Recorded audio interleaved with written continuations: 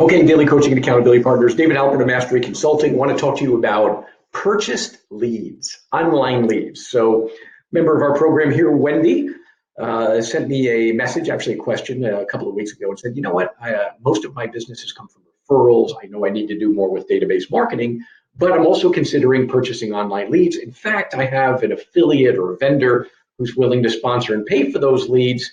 Should I go ahead and do that?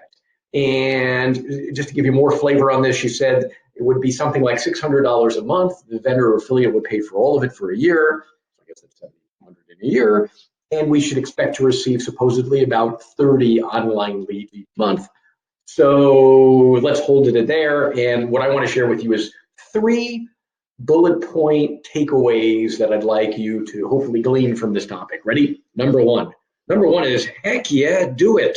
Why? Because businessmen and businesswomen are obsessed by the concept of leverage. Leverage means small investment, great big return. And in fact, the 3 greatest levers in business include, ready?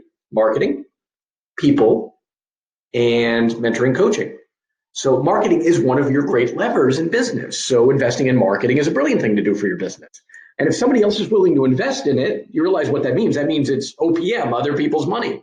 If somebody else is going to invest $720 in your business and you're not paying a fee for this, what's not to like? The only, of course, you're going to be using that vendor presumably in transactions, so you have to be thrilled with that vendor. If you don't like that vendor or that affiliate relationship, don't do it at all, of course, right? I hope that makes perfect sense. But the truth of it is, if they're willing to invest, the return on investment is literally kind of infinity. Why wouldn't you do it, right?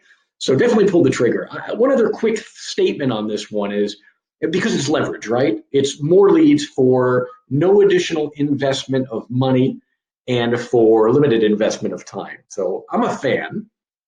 So, and by the way, if it's $600 a month and you're getting about 30 leads, I want you to be aware that that's $20 per lead. That's the cost per lead. And you do want to track that, because you do want to track cost per lead and track cost per close, if you will, because those are the key metrics for comparing and determining the success of a marketing channel. We'll come back to that one. So number one is based on the principles of leverage. Heck yeah. Okay. Number two that I want to give you as a takeaway. It's very important that if you are going to purchase cold leads, particularly online leads, that you know how to handle them. Couple of key points here. Number one, you got to get to those leads quickly. You got to. The rule that you've heard me share, many of you, is the 5-minute rule. If you get to a new lead within 5 minutes of it coming in, the ultimate close rate on that person or that lead down the road is 800% higher. It's 8 times higher. In other words, if you don't get to the lead within 5 minutes, you're just killing your response rate and your close rate. Just take a wad of money and set it on fire, as crazy as that sounds, right? You got to get to them quickly. Now, I'm going to take it a step further. A client of mine visited Loan Depot out in Michigan, took a tour of their facilities, and they were complaining they're trying to get their response rate down from 8 seconds to 4, because at the 4-second mark, it's a 70% better flow-through rate on leads into the pipeline versus 8 seconds. Is that crazy? Okay, so my 5-minute rule may be something dinosaur-like and, as crazy as it sounds, but my point is very simple.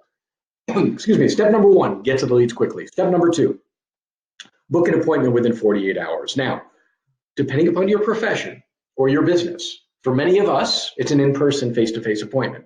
For some of you, it is not. It might be a phone appointment or a Zoom or a Skype appointment. But the idea being, you want to take a lead and convert it to an appointment within 48 hours. Why?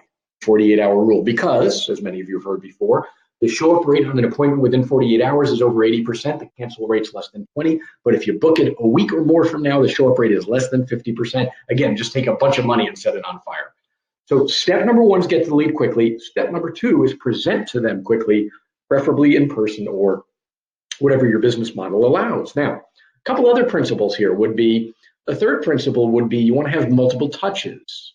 So ideally, the call and the appointment are the first and the fourth or even fifth touch, and somewhere in between quickly you send out maybe it's a video with a 45-second version of you just introducing yourself to them. Maybe you have somebody deliver a gift or a present to them before the appointment saying, I very much look forward to serving you.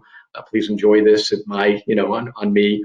But you want to create multiple touches because 90% of sales occur on the 4th through 12th contact, which means if you can turn the appointment into the fourth, fifth, sixth touch, wow, it's going to be far more effective. Okay, so element number two of this conversation is if you're going to have cold leads or online leads, you have to know how to handle them. Otherwise, you're just burning through a bunch of leads. Now, the good news is somebody else is paying for these leads in this case, so you could have a poor follow-through rate on them, but why not maximize it, of course, right?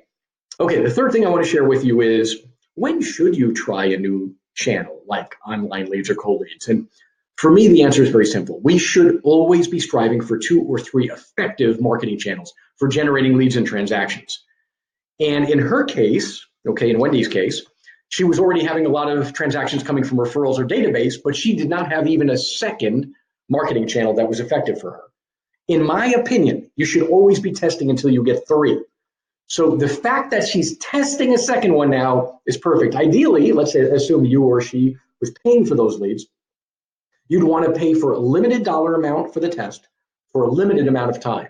So 1 year, $600 a month, you might not do. If it was your own capital, you might do $300 a month in 6 months or something. And then you're reviewing at the end of that period the test to determine whether to continue it, expand it, or cut it off. You're testing channels until you get to the magic number of 3. Okay, my question for you today is, what one new lesson learned did you get from this video that you might apply into your daily business?